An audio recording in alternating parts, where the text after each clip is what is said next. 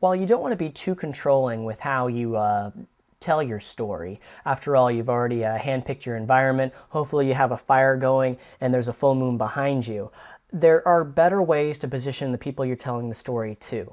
Have people seated preferably in a circle around the fire. Don't have anybody seated behind you. It'll be way too tempting for somebody to try to distract or otherwise mess with the storyteller if they're behind you, which is usually the reason why they're sitting behind the storyteller. Have everybody in front of you, in front of your field of vision, looking at you. Their attention should be on you.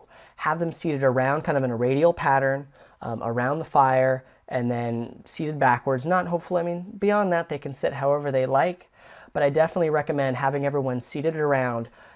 Everybody is seated with their attention on you, and there's going to be no other distractions, like if they were further off to the side or way too far away where they'd have to really strain to even hear you. So make sure to keep people in front of you and not too far away. I'd say that the furthest person from you should be no more than 15 feet tops.